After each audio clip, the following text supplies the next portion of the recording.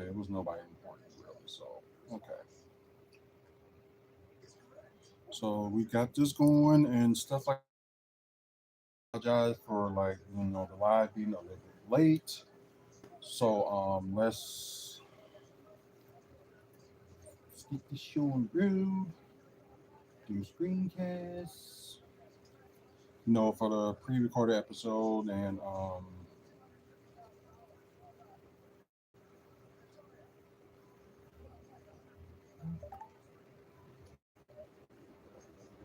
let's see. Okay, screencast. So okay, so we're about to start and there we go.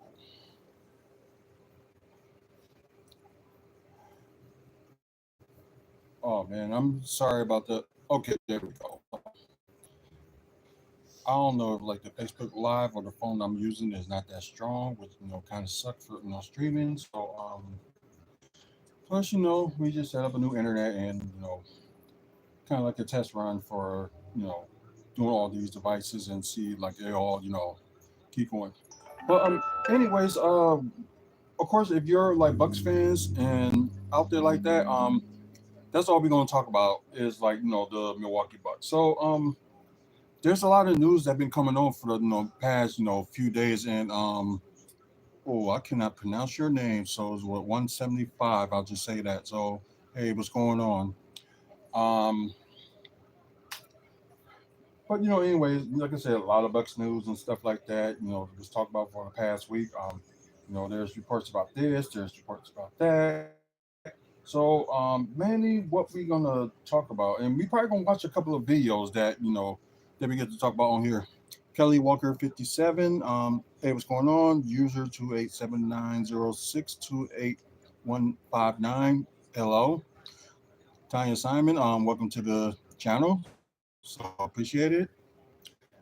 Let's see.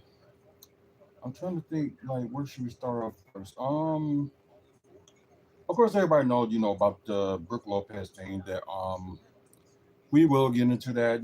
Talk about most likely they're not gonna re-sign Brooke Lopez. They're mainly just gonna let him go, and it's actually Irvin Love 918. Hey, what's going on? Um, but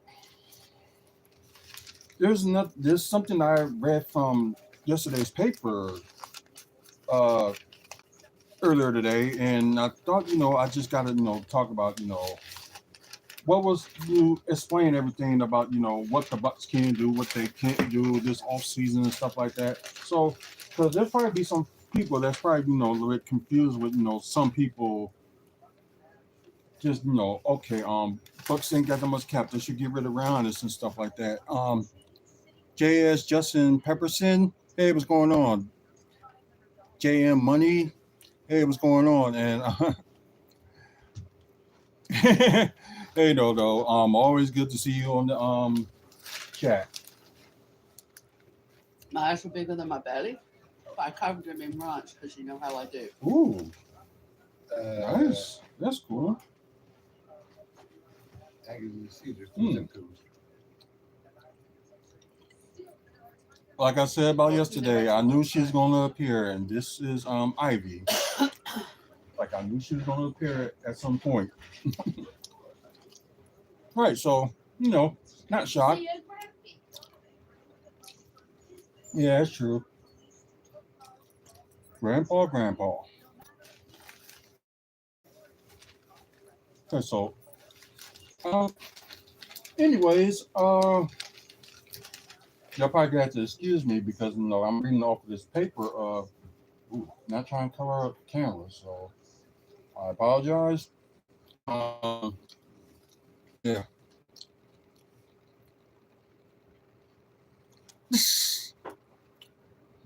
Oh, thank you about that. Taxman, hey, what's up?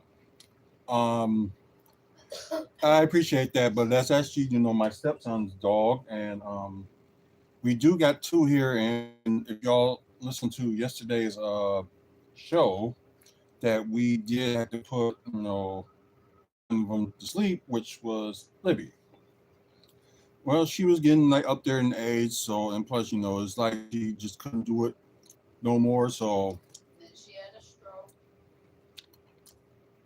yeah, stroke as well. So it's just time. But anyways, let's get what we're here to talk about. So it was an article on yesterday's paper with Bucks offseason salary cap, roster building options, and the draft. So some of this I was saying for like a about a bit ever since the Bucks got eliminated. They're gonna have like options to do something. Then you got there's people that's saying that they don't have any options. They should just rebuild.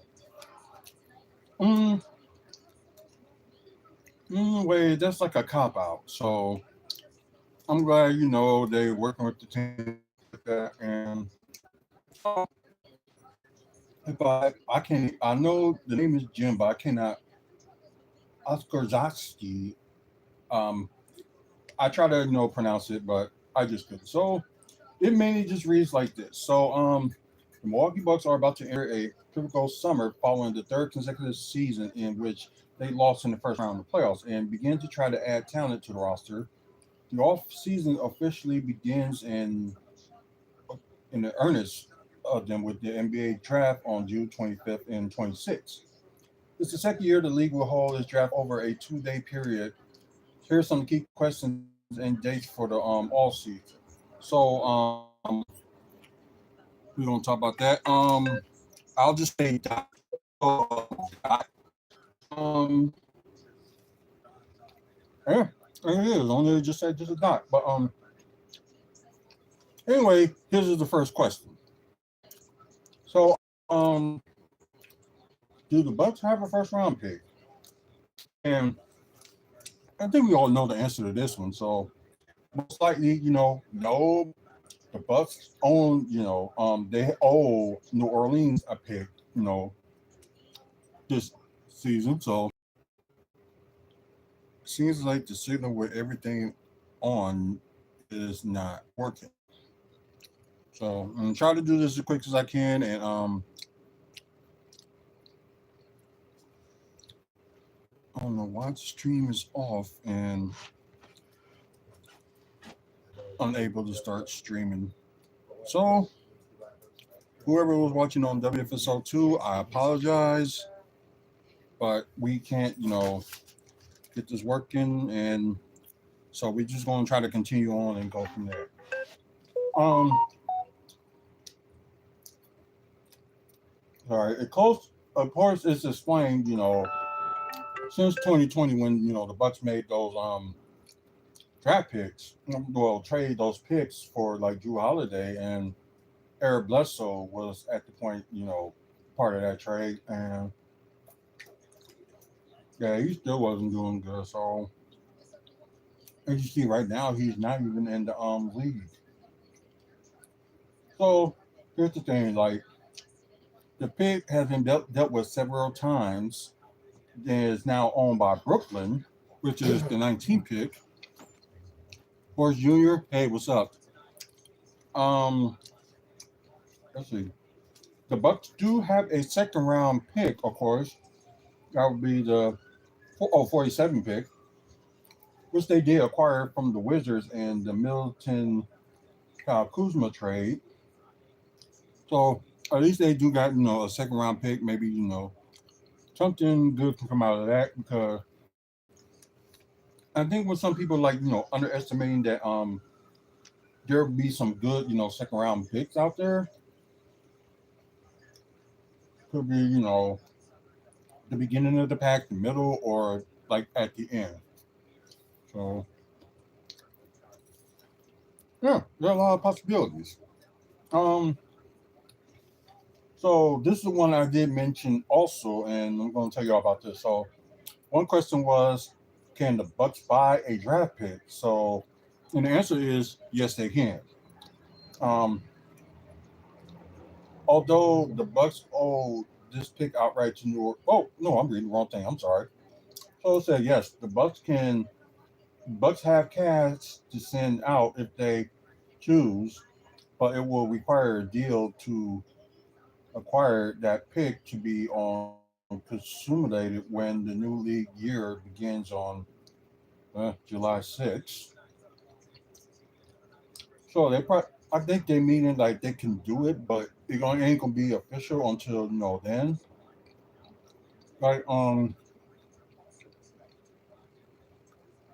but I don't know how is that gonna work. Angus Gene Barnes, hey, what's up? Welcome to the channel. So yeah,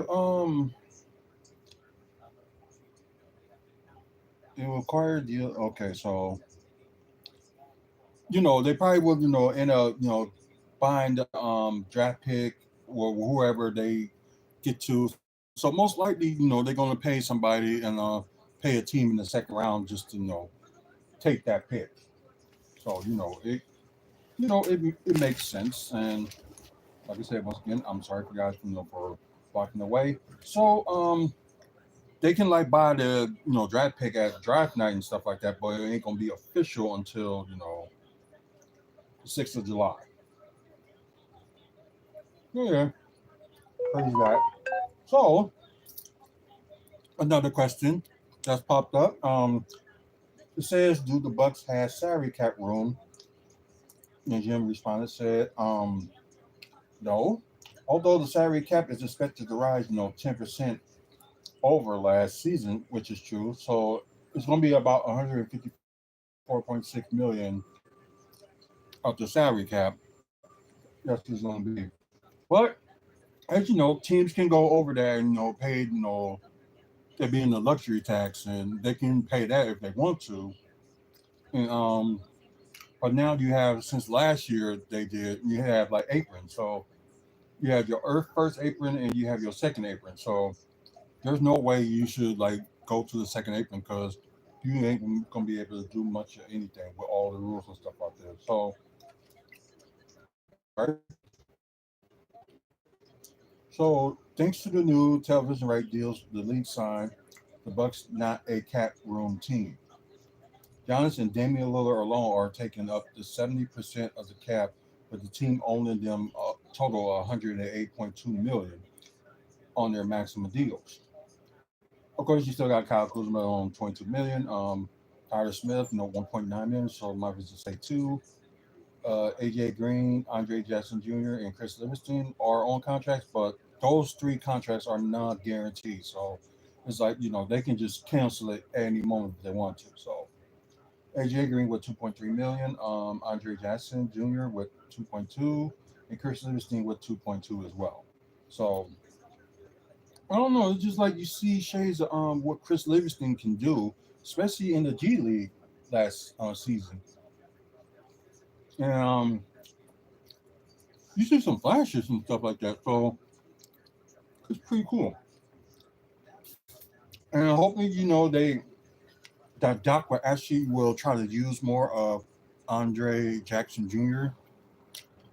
He had a little bit in the season, but he just hasn't done it in the playoffs because he could be the one that could have stopped on Tyrese Halliburton. And with some older coaches, they stick with their veterans. So just crazy.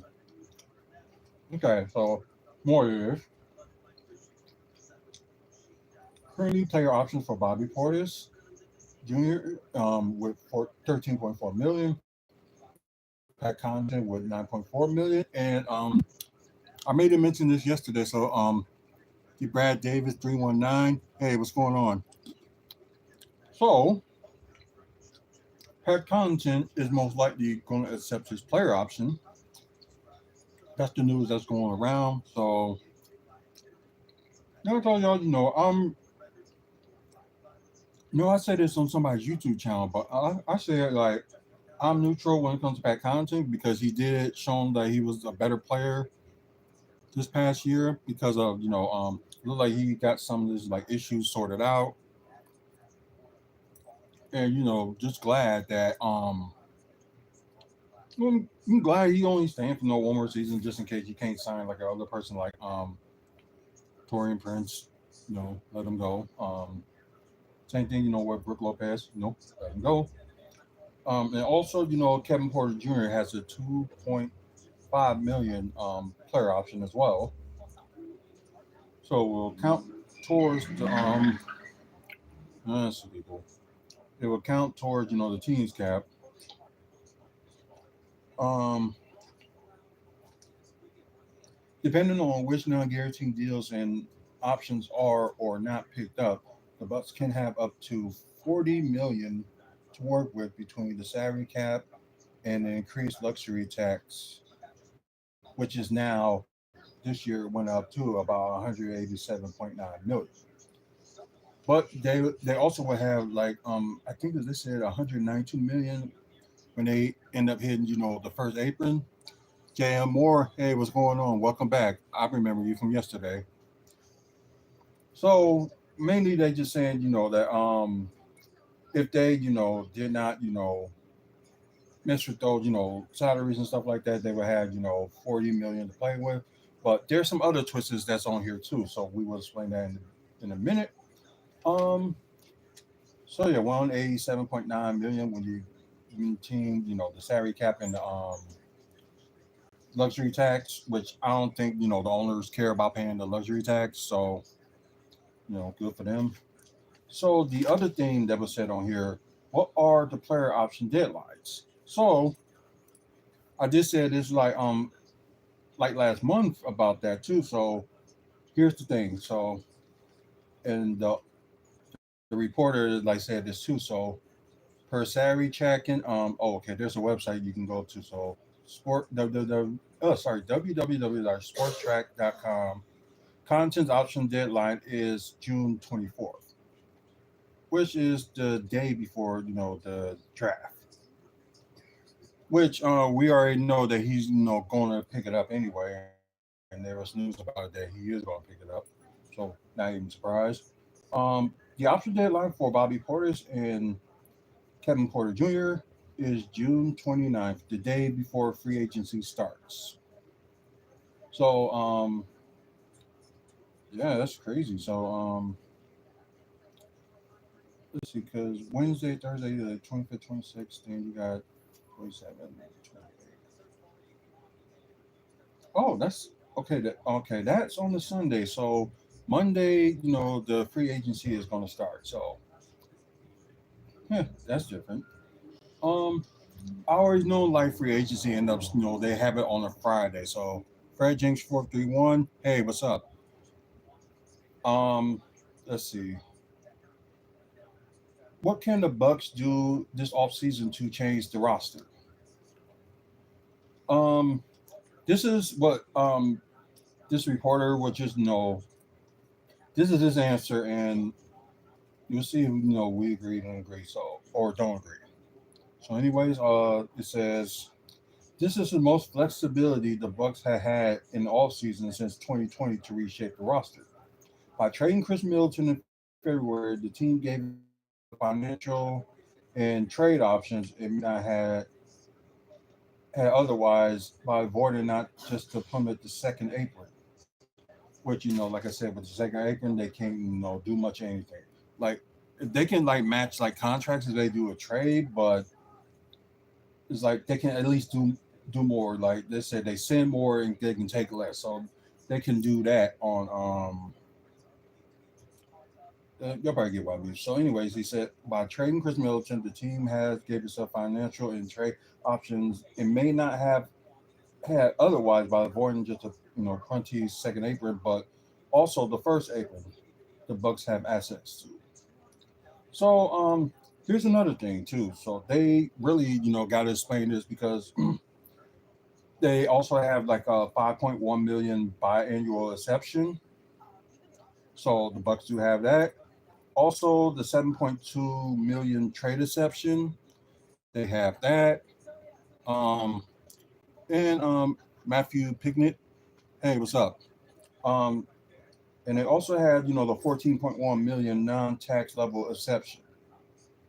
So we'll explain all that in a bit, but let's first talk about the 5.1 million biannual exception that they have.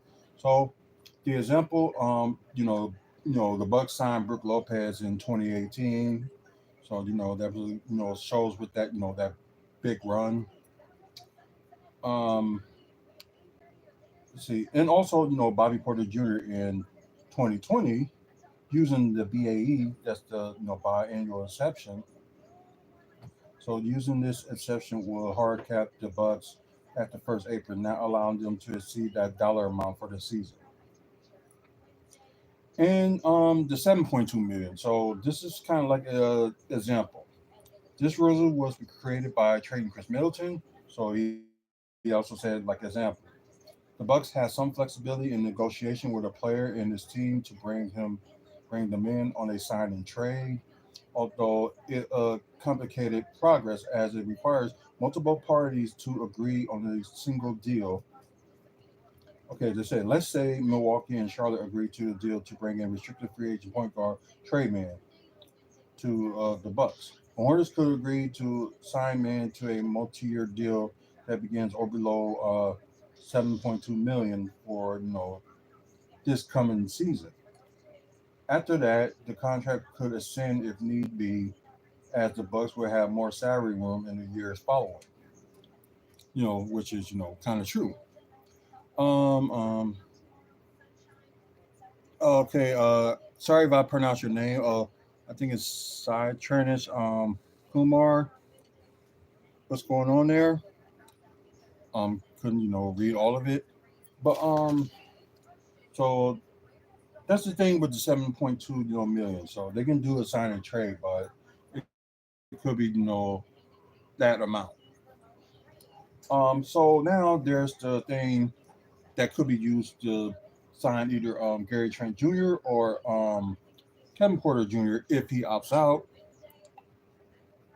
So this can be used to sign one player or broken up into sign multiple players. These sources had told the Journal Sentinel the Bucks would aim to sign multiple players with this exception. Using exception would hard cap the Bucks at the first April, not allowing them to exceed that dollar amount for the season. So there's another example. The Bucks split this exception up between DJ Augustine and Bryn Forbes in the 2020 offseason. Augustine's salary is about like 6.7 million at that time, and they did was then used the midseason trade to acquire PJ Tucker. So yeah, and once again, guys, I apologize. Y'all watching the pre-recorded version. That I was blocking it. I was not trying to. And is there any way I can get back on there for WFSO 2? Okay, I'm gonna try something right quick. Okay, let's try the stream URL again. And okay, there we go. Sorry. I'm sorry about that. The people that was watching on WFSO 2, welcome back. I apologize because I think the signal that we have with this new internet is strong, but not like strong enough. So, and I think it's finally probably got his act together. So anyway, we talk about the 5.1 million buy-in reception, 7.2 million trade exception, and the 14.1 million non-tax level exception. So now we're going. There's another thing that they add. Can trade either pick their 2031 or 2032 first round draft picks. The Bucks has not been shy about trading control of future draft picks, being outright or that attaching a swap option for stars like Drew Holiday and Damian Lillard, which they did.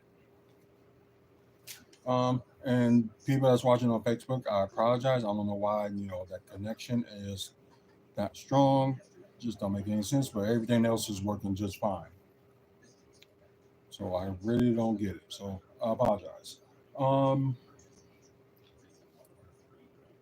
of course, y'all know when the free agency began. Of course, on June 30th, that you can officially sign. Okay, teams can negotiate with free agents on June 30th, but none can officially sign until 11:01 a.m. on July 6th when the new league year begins. Which is like a normal thing that they always do this. Free agency would be such and such days, and probably like maybe 6 or 7 days later they can officially sign them. So yeah, that's what it is. And plus, like I said, free agency will be on a Monday, so it's kind of different. And I think that the July 6th date. Let's see, a Tuesday, Wednesday, Thursday, Friday, Saturday. Okay, that would be Sunday. They'll be able to officially like sign teams. So that would be like an official Sunday that they can sign whoever they get in free agency. So another question they had is like, how many free agents can the Bucks sign? And what the reporter responded with was, it depends on some scenarios. If Portis, Connaughton, and Porter all decline their player options, in the unlikely occurrence, the team will have about 15 million in the actual cap space, but the Bucks will have to fill out 8 roster spots with that money, along with other exemptions noted above, which talk about the trade exception, the biennial exception, and the 14.1 million. So yeah, there's that's what they mean. Um, let's see. Oh, I didn't know he's on that. Okay, interesting. Yeah, Sly Stone died, and the song they were just playing, I didn't know that he was playing that. So he was part of the group, but I think he's like mainly like the lead singer. But anyway, so with the money above, with the other expectations noted above, they can use their BAE and their non-tax level exception to sign multiple players. Can the Bucks sign their own free agents? Yes, they can. Unlike the last couple of seasons where the team had some restrictions on retaining their veteran minimum signings, the Bucks can break up to this, the 14.1 million non-tax level exception, um, which they can. Um, if they want to offer that 14 million like non-level tax exception, they can do that with Gary Trent Jr. They can resign him and maybe make like multiple years or something like that. They can probably can do that. Um, let's see. Oh, they said they're gonna offer the Gary Trent Jr., Kevin Porter Jr. if he opts out, Torian Prince a higher starting salary in 2025-2026 season. Sign them to a longer term deal. Yeah, they can do that too. Not many teams will have actual cap space to work with, so teams there may be competing with one another over portions of their various exceptions.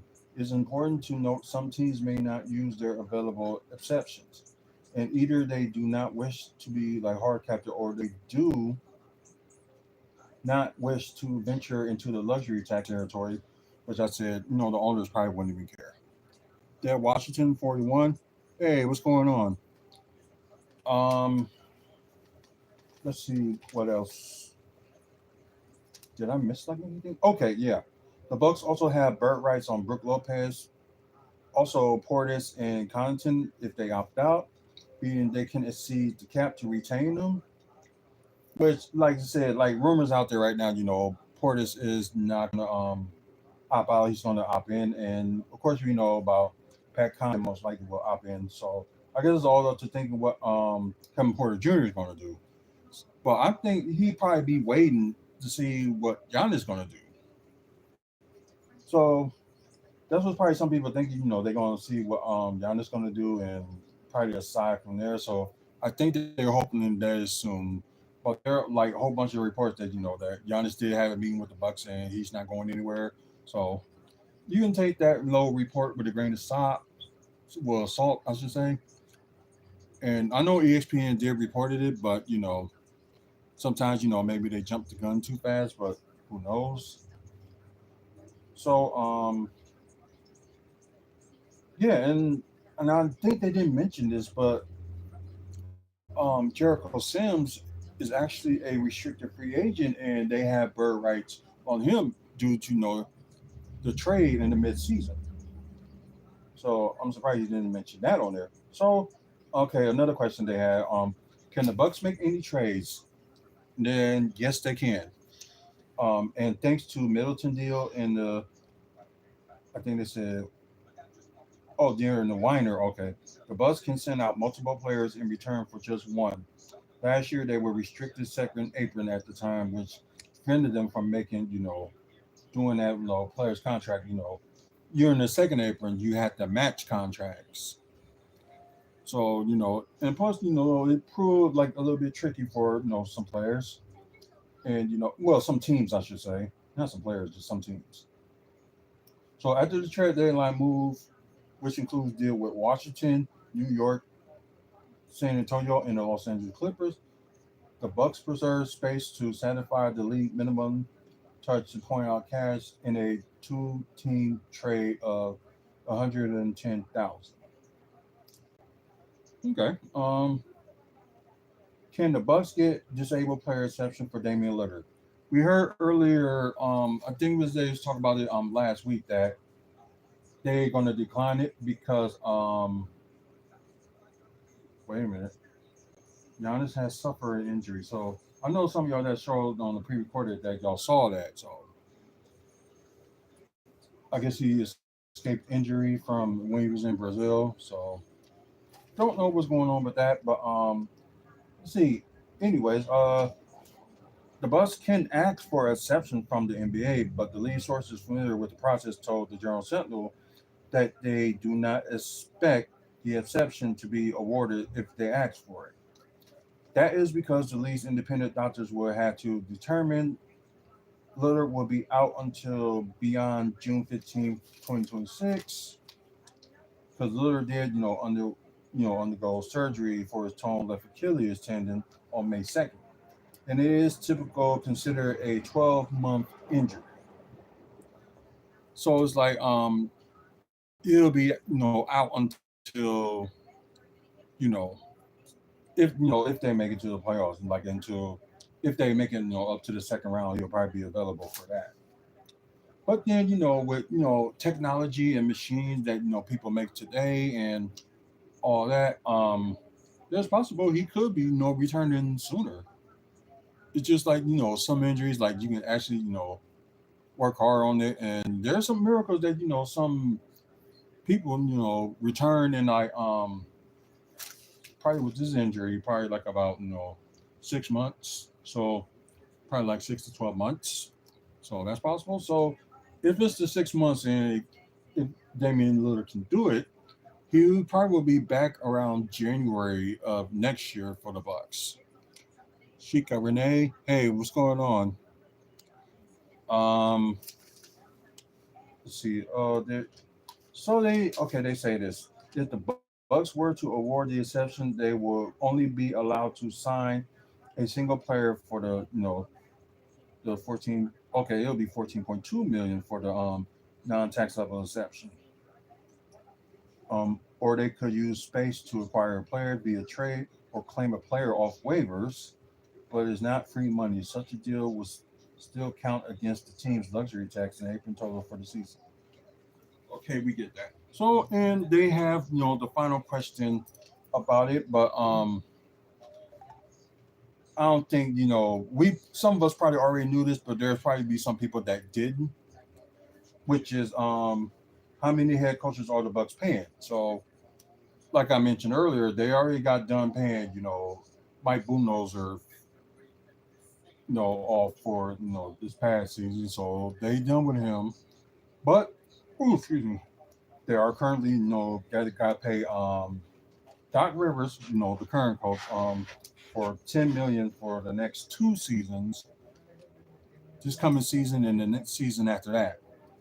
And Adrian Griffin, they paying him for this coming season and the season after that about like 4 million a season for the next 2 years. So for people, you didn't know, now you know what's going on. With the situation of free agency and other stuff that the Bucks can do. So hopefully that clear everybody for knowing what's going on. Yeah, because like I said, this was like out today that fans get a positive report on the future of Giannis Kubo, so it may seem like that he's most likely going to be staying. So we really don't know, if they had that meeting yet, but some, some sources said they did, and some sources said they didn't. So who knows? I am the worko. Hey, what's going on? So yeah, but we can like pass this and there's probably a few videos that we're gonna watch just to talk about, some people's, ideas. And as y'all see this one, this is absolute robbery for the Bucks. So I don't get what they're saying, but I think just going in the positive light, we're gonna watch this video, and I think half of y'all can't even listen to it. So let me try to turn my here we go, turn my Bluetooth off, and so everybody can, hear it. But it was another move I didn't do it yesterday. So we'll worry about that later. So we're gonna watch this video from Bucks Digest, and see what they had to say when they talking about like this is absolute robbery for the Bucks. That's the title, and that's what we're gonna see. So I apologize for if you see you know the ads on here, because I guess YouTube gotta make its money, and people got. This is an absolute robbery for the Milwaukee Bucks. A brand new report has dropped with some wild information surrounding John Gorson's plans this offseason surrounding one particular player that has fans fired up to break down exactly who it is and discuss what this means going forward as the Bucks prepare for a huge offseason. But folks, we're going to do it all. If you're part of the percentage who aren't subscribed to the channel, this is the place to be for daily Bucks content. Your guys' support is Ricardo Thomas. Make sure to hit Hello. the subscribe button. Thank you guys again for your continued support over here. Ladies and gentlemen, we're taking a step back today from the honest and the Kubo talks. Obviously, we're expecting an update from Sham soon surrounding the meeting that did or didn't happen at this time of recording surrounding Giannis. Big updates are going to be coming in that regard. But I want to talk about a couple targets, one player in particular that reports are starting to circulate surrounding. And it is a very interesting one because all signs recently have pointed to Giannis and Antetokounmpo staying in Milwaukee. And if that's the case, they're going to have to find steals on the market at the league minimum, veteran minimum, to help fill out this team. And it seems like they're going to get that done, and hopefully they can get that here. We see this article that dropped. Bucks can target familiar faces without connections in free agency. Familiarity is something the Bucks have already explored. So it's very like the pickup with Patrick Beverly was a good one, but it's just unfortunately, he kind of like ruined his career. And I think he asked for a little bit too much money what he was worth. So yeah, that was just crazy enough. But um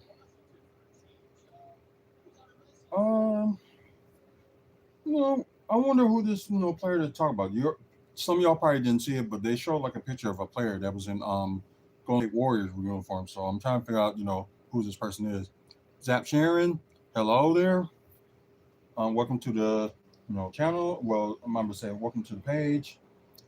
Let's see. interesting because Doc Rivers, whether you like him as a coach or not, he does have a lot of connections. And there's times where he hurts the Bucks, both coaching and the offseason when it comes to targets. There's other times where he helped the Milwaukee Bucks, and seemingly here he has some familiar connections to some old bases. I want to focus in on D'Anthony Melton. D'Anthony Melton. That's what you're talking about. Player that not many people are talking about here. He's a former Sixer under Doc Rivers. D'Anthony Melton will be an unrestricted free agent this offseason. He started 58 games in the 2022-2023 season and was a key perimeter defender for Philadelphia, providing defensive buffer alongside Maxey. Now, 6'3", with D'Anthony Melton, he is an extremely key perimeter defender. Okay, I'm just gonna read this part. So 6'3" Melton is known for his on-ball defense and floor spacing. He owns a career 37% from the three. His career best of 41.2% from three in 2020-2021 season. Last season, he averaged 10.3 points, 2.8 assists, and 3.3 rebounds, and 1.2 steals in 20 minutes per game before spraining his ACL during that campaign, which is probably said that he had to be with the Warriors or something. Philadelphia providing defensive buffer alongside Maxey. Now, if you're unfamiliar, you look at what this Bucks team needs, we'll dive into it. Yeah, this is like the sign of just say like they did resign everybody and how the season is going to like start. This is before they got their draft picks and before they whoever they going after free agency. Let's just say they end up keeping everybody and make space for whoever for their draft picks or whatever the case may be. So they got the starters Kevin Porter Jr., Gary Trent Jr., Kyle Kuzma, Giannis Kumbo, and they got for center Bobby Portis. Like, yeah, they can use this lineup if they want to, but I don't know, just part of me just like, nothing against Bobby Portis and I like that run that they did in game 5, which nearly worked until, the turnover happened and how it ended from there. So of course, they said Jericho Sims, keep him always as a backup center. Um, we're just gonna cross off Brook Lopez right here because, like I said, most likely he's not coming back. The Bucks is not going to sign him. They're not going to waste the money that they could give to him and be like maybe almost to the second apron if they give Brook Lopez like a big contract because they're saying like he's due for 36 million this coming season if the Bucks end up re-signing him or whatnot. So Lopez ain't coming back. Torian Prince, like I said in the beginning of the season, the middle of the season, he was great, but it was like towards the end of the season in playoffs, he didn't show up, and especially at times they try to put him as shooting guard for defensive purposes, but yeah, that did not work at all. So I'm just expecting that Brooke and Torian Prince is going to be gone. And that'd be cool, keep Ryan Rollins for the backup point guard and AJ Green for backup shooting guard, or maybe they can use right here maybe Chris Livingston or Andre Jackson Jr. Um, they decide do like Bobby Portis from the bench or something like that. They can probably play it out there until they switch up. Then or you can use whoever's you get from the draft if it's a center or a guard. So I don't know. The Bucks can do some things. So it's not like over and out for them, this off season. So we explained that there's stuff that they can do, but they really got to keep Jericho Sims because, of course, he was quicker than also good blocker and rebounder than Lopez. But like, cause I know Doc will use Jericho Sims as the backup. They just need that starting center. So even if it's Bobby Portis or whoever they get in free agency, or if they get somebody from the draft, I guess right now it'll just be that wait and see. Into the depth chart here in a minute. The Bucks desperately need somebody like DeAnthony Melton. I was looking to his stats right now. Last season, he only played 6 games. He was a signing by the Warriors, and if you think back to if you're following the Warriors at all back then, last season, he was really good in his 6 games. Put up 10 points. But looking at his previous years, even dating back to his years with Doc Rivers, 11 points a game, 10 points a game, 10 points a game, 4 straight seasons averaging 10 or more. Oh, the guy is kind of young too, so Biggest he's problem going to be with him 26, over the past 2 27 seasons this has year. been injury troubles. And some people think that he's like 30, 32 years old, 35 years old. He's 26 entering his age 27 season. He's an extremely valuable player. Very good defender, very good three-point shooter. And it's very interesting. He's 6'3". He's known for his on-ball defense and floor spacing. He owns a career. Yeah, kind of read that already. Janice, hey, what's up?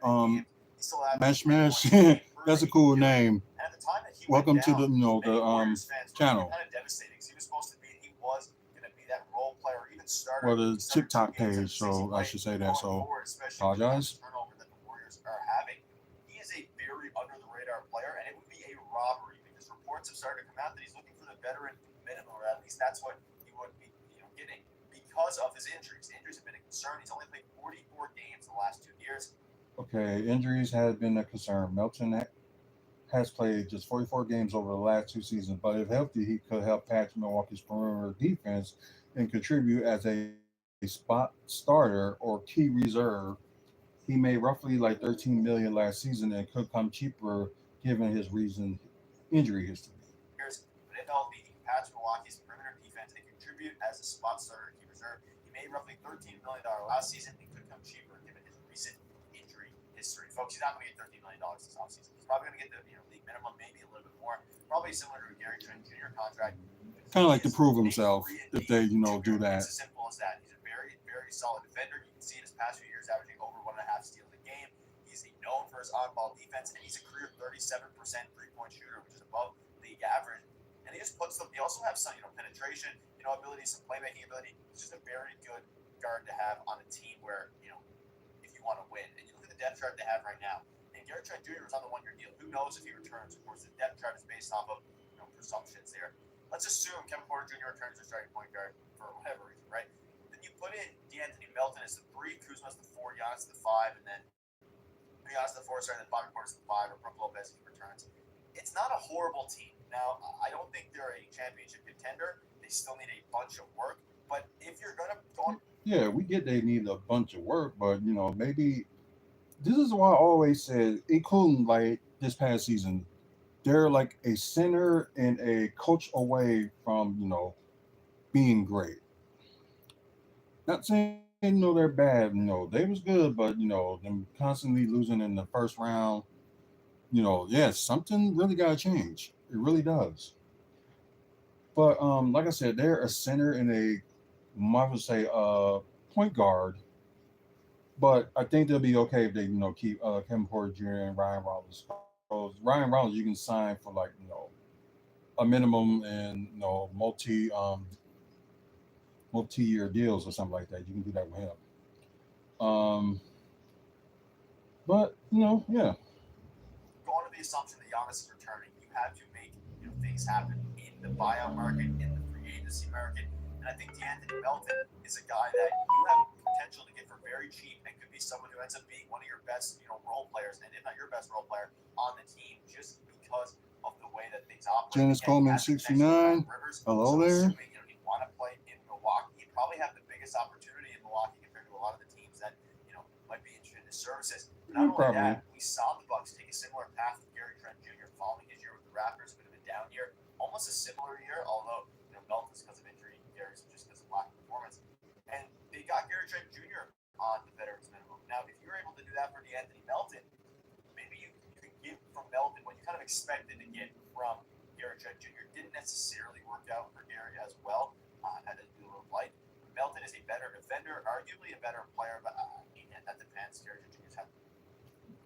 Okay, there were some games that Gary Trent Jr. had that he had like 4 or 5 steals. Kind of like the same thing with like Taurean Prince, but like I said, I don't know. It's just like Taurean Prince, stocks went down. Let's just say that, towards the end of the season and playoffs. So that kind of sucks. User 368-525-0782. Hello there. Welcome to the page. Well, you might have said alive. Yeah, I need to say that. Just say live. He's had some better seasons. But in his prime, especially with Memphis, he was a bench player. He was a starter at times. He had his best season under Doc Rivers in 2022 in Philadelphia. And arguably his best season. He started 58 games. Year before that, he was a 6th man of the year finals. Like, he's a very solid contributor and someone that no one's really talking about. So let me know down below what your thoughts are on him. Do you think this would be a player that would fit well alongside Giannis? Of course, at this point, we're running with the assumption that Giannis is returning, and if that is the case, you're going to need role players like this. Speaking of role players, another former Sixer and former Dodgers player, Matisse Thybulle, who was one of the league's.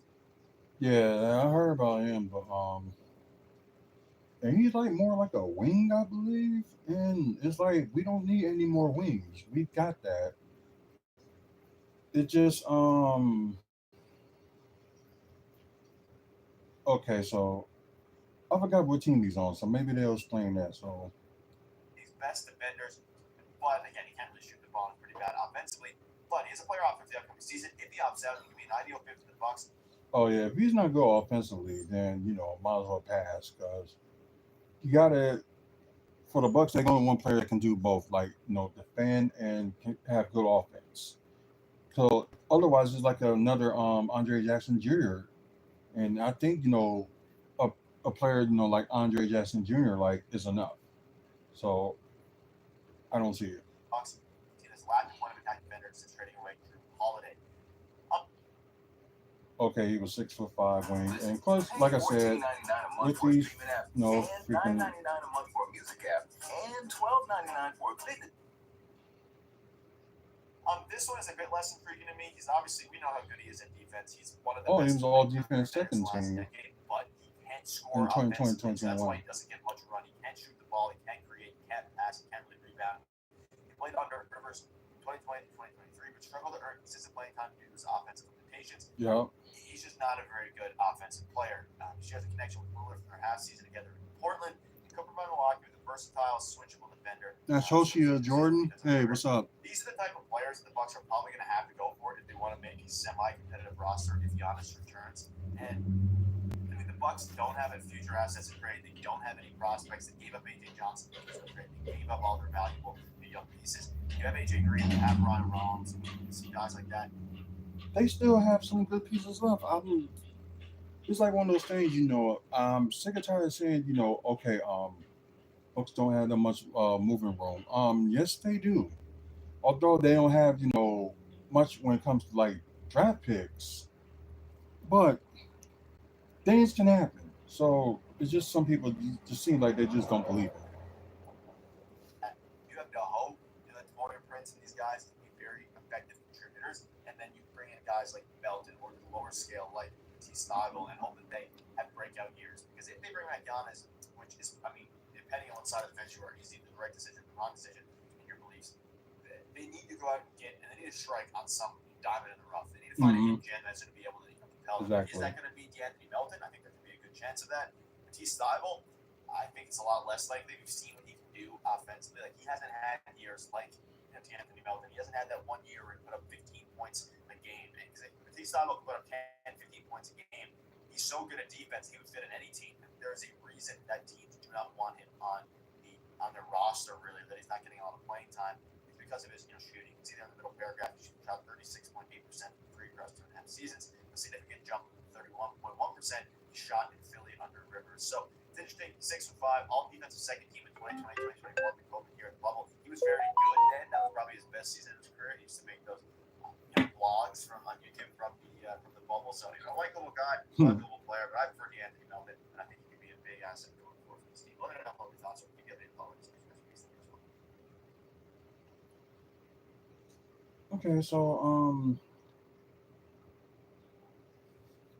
maybe D'Anthony Melton, but the other guy they mentioned, maybe not, but I think you can have your defensive players.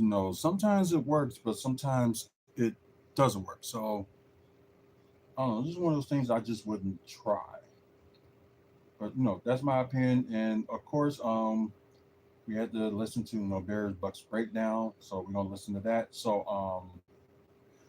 of course, he hates Kyle Kuzma with a passion, and as you can see in the screen already for people that are watching pre-recorded, Kuzma for Porzingis. He made Porzingis, so I don't know why he's calling him Goat. But anyways, I was kind of fighting for the Bucks, to pick Porzingis up, but they just never did, and kind of sucks at the same time. But I know Porzingis. I think he's 30 now, and maybe have a few maybe good years left before is starting to decline. But let's just listen to what Barry had to say, which probably ain't gonna be good anyway. So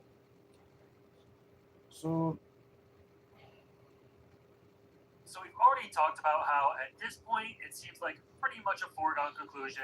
Brokeback Mountain is going to be leaving the Bucks finally this offseason. They're going to let him go. And he's going to go to a team that's desperate for a center and already an old team like the Lakers or like the Warriors.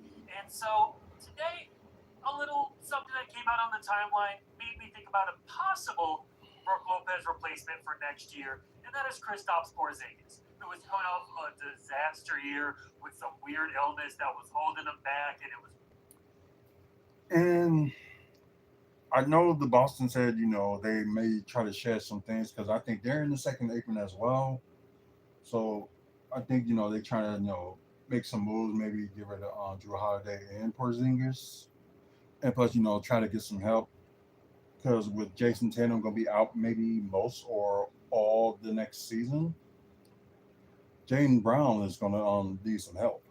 Um, but how can Porzingis, they can match, a 30, nearly $31 million contract compared to what his idea is to trade Kuzma for like, because Kuzma's like 22.4 million for the next, few years. Sometimes, I don't get his mind. I really don't. But let's go on. Was really ugly in the playoffs with him. And so with that, it's reported that realistically the Celtics are going to be looking to get off of his contract so they can get off under the second apron, especially knowing that Jason Tatum has a torn Achilles. And for them to have to do that, or for them to be able to do that, they're going to have to give up a draft pick just to be able to do that. And so that made me think of a way the Bucks can get involved and make this a potential win-win for both sides, where the Celtics don't have to give up.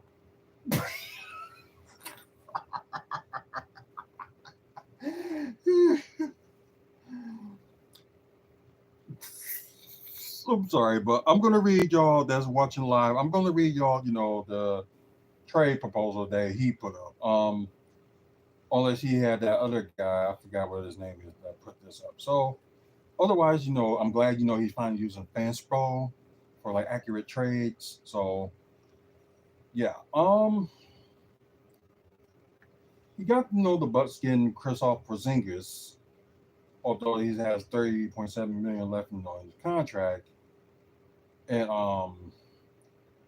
so they send to this who they sent it from the Celtics, which is Kyle Kuzma.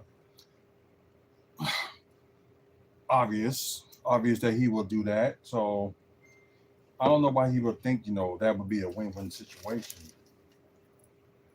I think he's thinking probably because the Celtics they want to get under get out of the second apron, which is one thing, but how's that going to help the Celtics problems?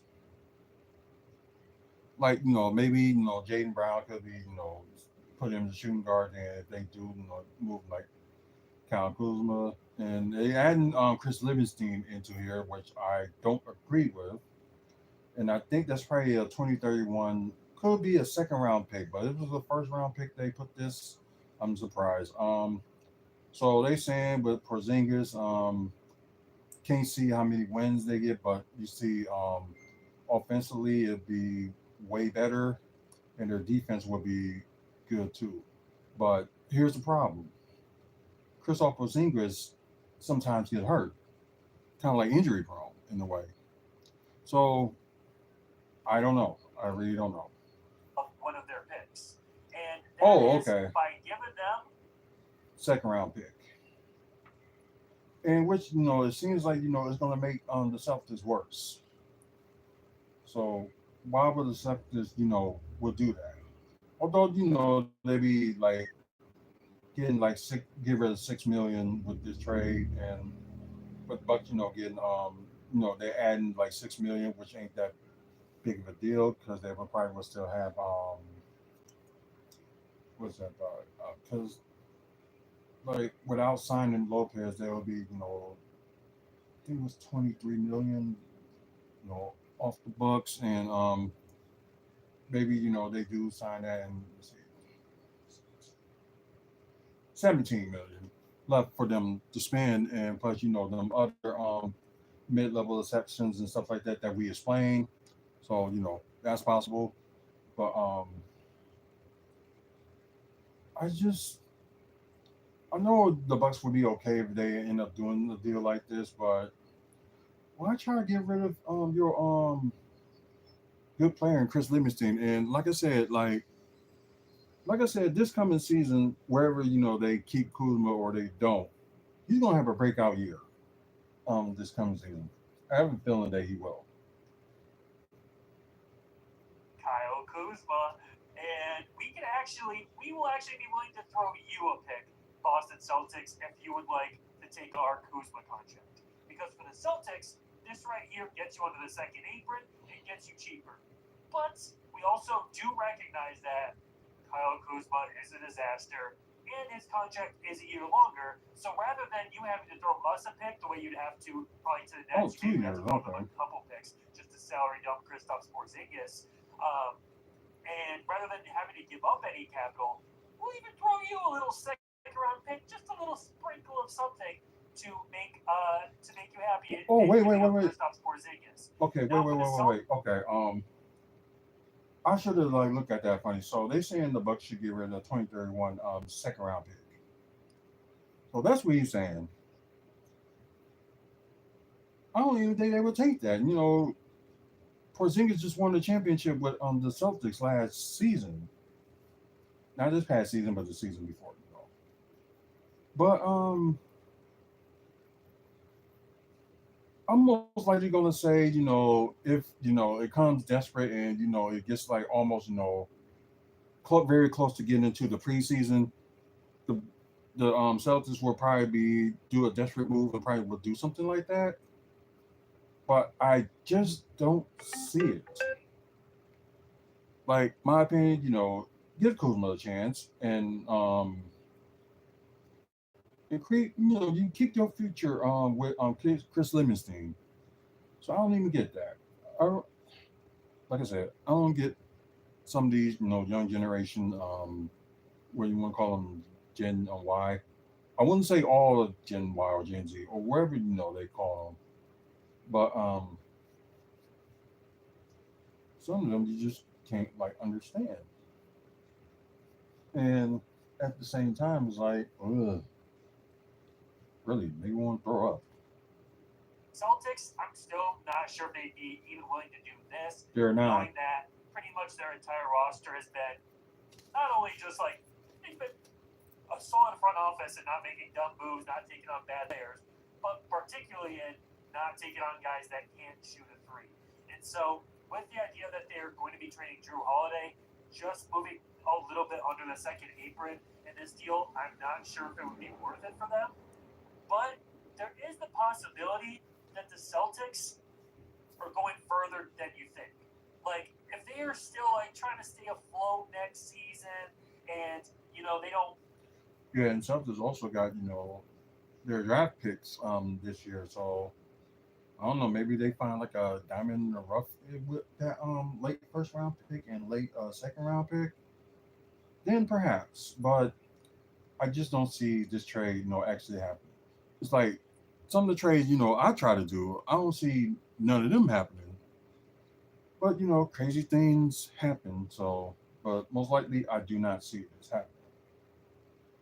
They probably wouldn't want to do this because most of the trades I've seen, you think the Celtics are going to be competitive with Jaylen Brown, and Yeah. they're just going to try and get cheaper with Drew Holiday and Porzingis being moved off of, knowing that Tatum has a torn Achilles.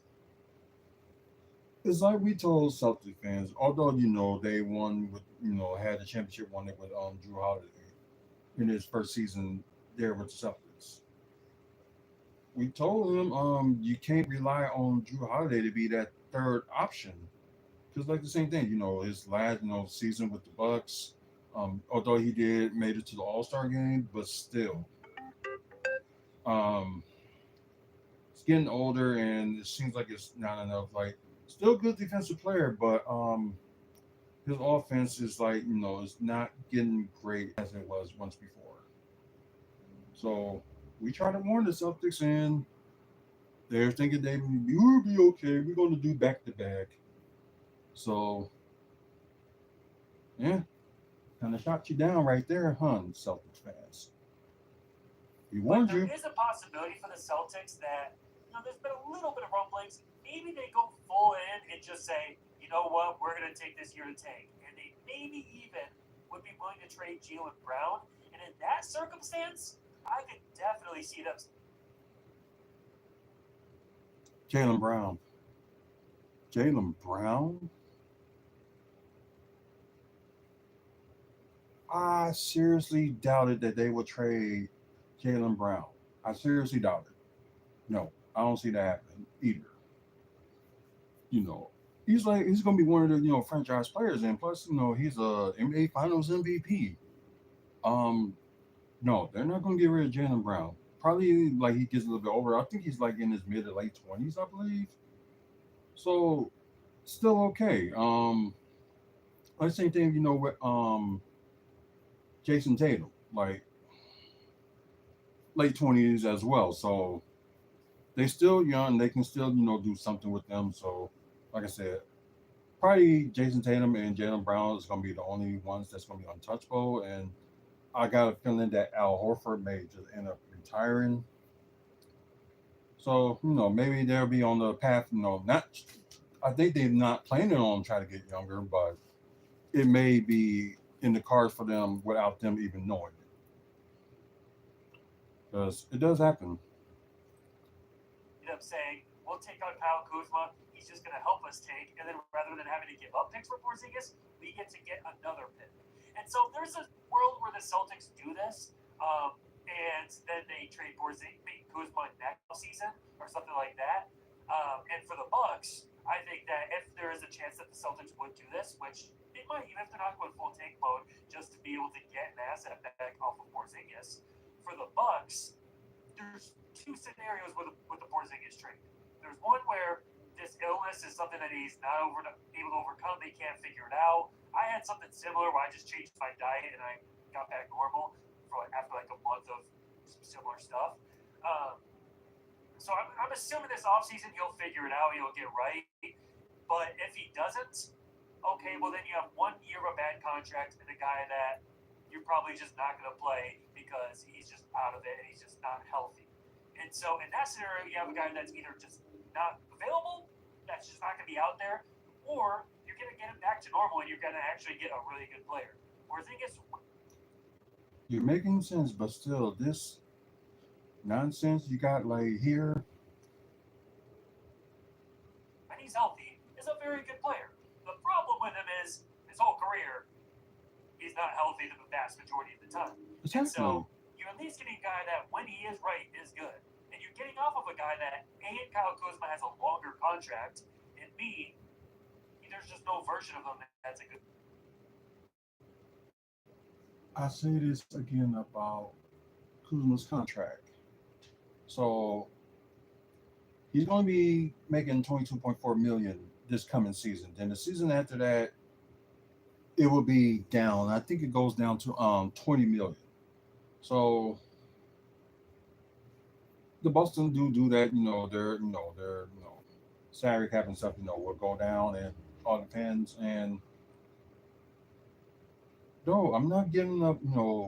My future Chris Livingston and Kyle Kuzma just to please some people like Barrett or just I just wouldn't do it. Although they said it will help the Bucks more, but no, no, you can kiss my grits. It's a good player. He's just a terrible player. And so you're getting off of a worse player in Kyle Kuzma, and you're getting off of Worst player in Kyle Kuzma. Yeah, he's one of the worst players, but he's not the worst player in the league.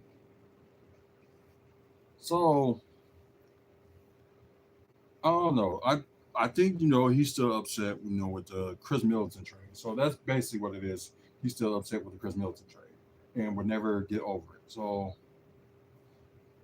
tip riding Chris Middleton, that you want to say. So of 2 years of a contract to where you're able to then pivot next offseason. So you have the opportunity to potentially get better this year if Porzingis gets back right. And even if you don't and Porzingis just can't get right, well, then that just leaves you so much more cap space next offseason, where the following year, Kuzma's going to get paid over $20 million, where Yes. Porzingis will get paid nothing. So the following offseason, that would open up $20 million of cap space. So this is another opportunity for the Bucks to try and unload Kuzma to say, hey, listen, you want to give it to Porzingis? All these other teams are going to make you throw a pick in there, maybe 2 picks. We'll give you a pick. So that's my hope right here. This is something that the Bucks should be dabbling in, making calls. No. No, they're not going to do that. They're better off because I know they're probably going to end up needing a center, because they ain't going to resign Brook Lopez. Like I said, you can probably get like someone that's cheaper for being, your starting center. Or, like I said, there's available centers in the draft that predicted that the Bucks probably would get. Like I said, with Hanson Yang, and there was another player that I'll talk about in another video. From Kirkham, see him right here on the screen, and because I guess they, on Lock On Bus will talk about, their draft preview. So he is one of the guys, I hope, they do get. Of course, they showed like Hanson Yang. I mean, yeah, Hanson Yang. So it's like, the player from Cretan, a 7-footer himself, and because they do got to get younger, and they got to try to get like people that can run and keep up with Giannis. But I just don't. I'm sorry, I just don't see it. I really don't. Could it be possible? Yeah, but I would seriously doubt it. If the Celtics actually do this, or the Bucks either make an attempt to do it. I just don't see it. Unless they ain't bringing back Giannis, they'll probably would just, they can do it then, but have Chris Porzingis, you have him at the starting power forward, then get your center in the draft. You have like 2 7-footers that can run and dunk and shoot and kind of defend. So you can do it that way. But like I said, most likely I'm not going to see it. So you can take what this guy's mind in with a grain of salt, because I think it's just his head is just full of salt anyway. So Paulson, don't get too desperate, but if you can get rid of Kyle Kuzma and you can get a guy that A has an expiring contract and B has the potential to be a good piece for you, if he's right, he fits, he's a better version of Brook Lopez, I think right now is a great time to try and buy low on a guy that has a chance to work out. And if he doesn't, oh well, that's 1 year of a bad deal after giving up a guy that's on a 2-year bad deal.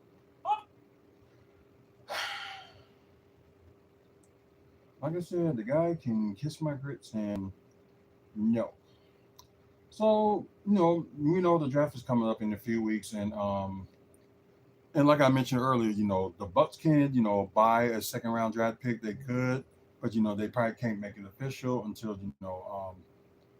or actually sign that pick until July 6th. So it's probably one of the things they could be working on. Especially you got the summer league next month as well, in like mid-July, I believe. So you can see rookies and veterans come out with, and that can happen. So maybe they can focus on that. Um, I'm a little bit excited about the draft, because the Bucks can sneak in and take like they already have like 1 second-round pick, but they can actually can buy another second-round pick.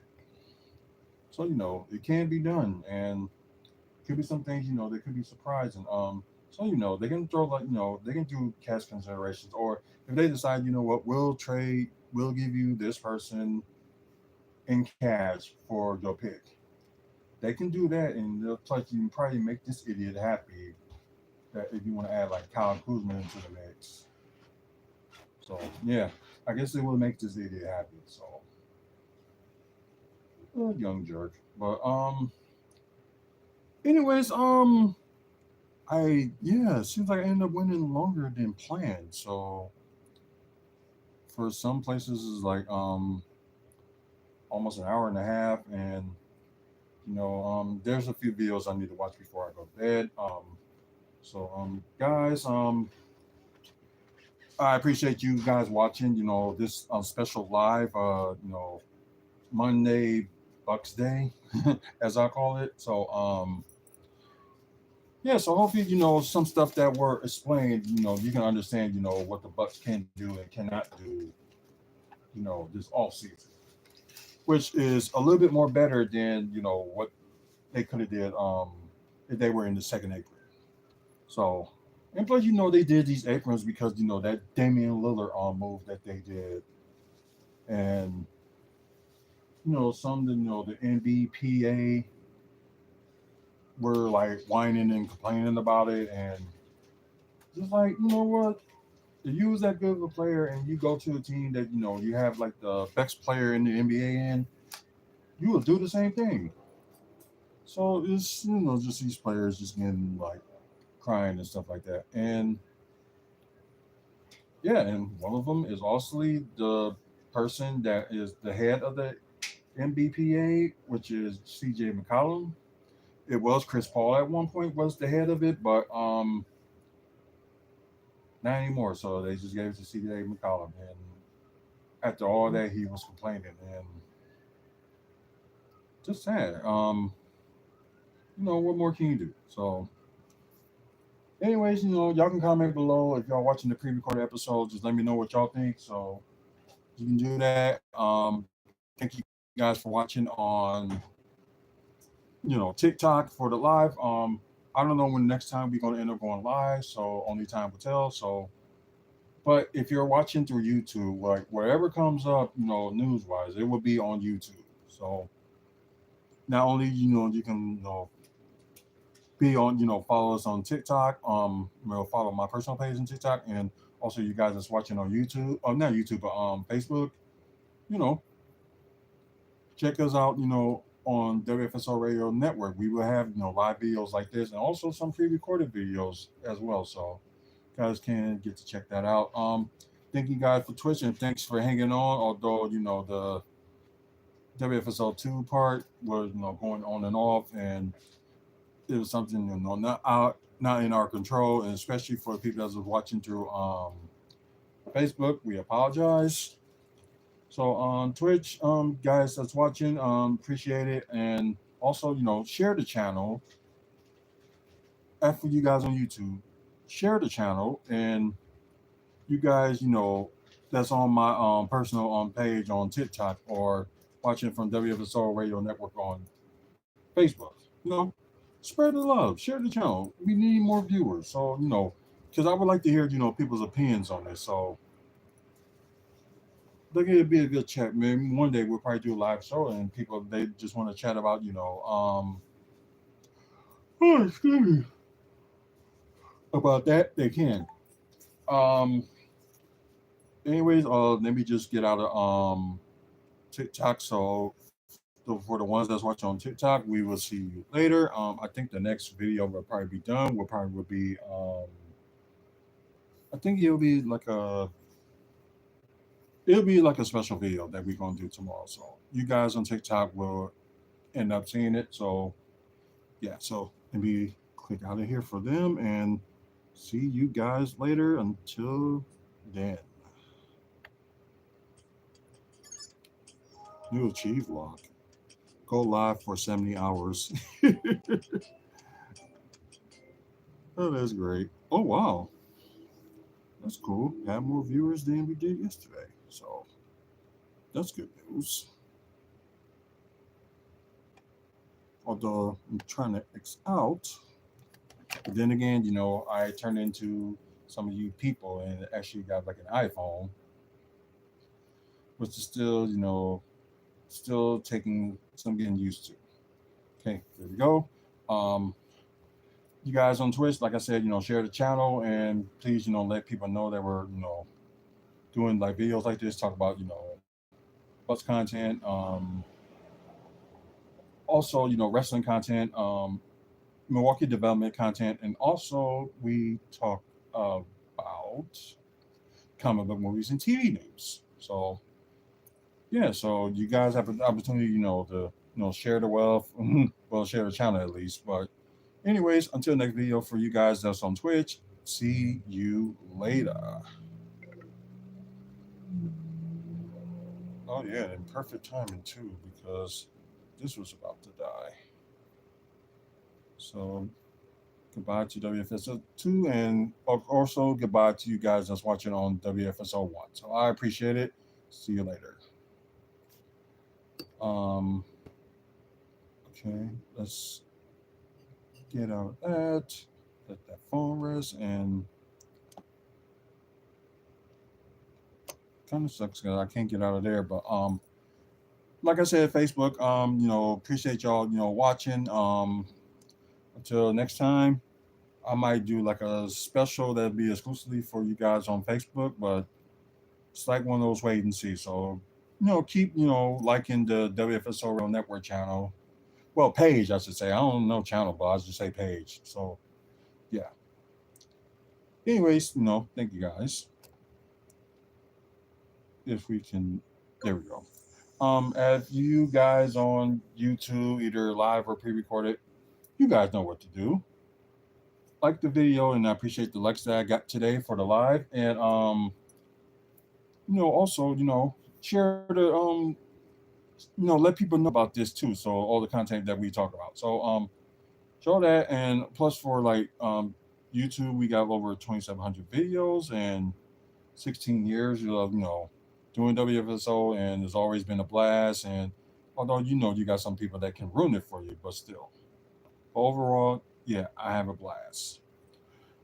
I think there's one more thing I need to say, but yeah, I know what it is. Check out the website wrestlingfanspeakout.weebly.com for upcoming events. With events that's going on in the Midwest, meet and greets that's going on in the Midwest, and also photos that we took, wrestling events, Bucks events, and all that good stuff. So get a chance, check us out. Thanks to our sponsors, Mike and Robin Thompson, and also thank to Midwest Wrestling Collectibles. You can check them out on Facebook if you're looking for like wrestling merch, like VHS, DVDs, and also figures. So get a chance, check them out. And of course, it's Pride Month, and also Men's Mental Health Awareness Month. So be nice to people, check on your people, and all that good stuff. So man up, woman up, face up. So until the next video, you guys have a good one, and I hope you enjoy today's video. So see you later.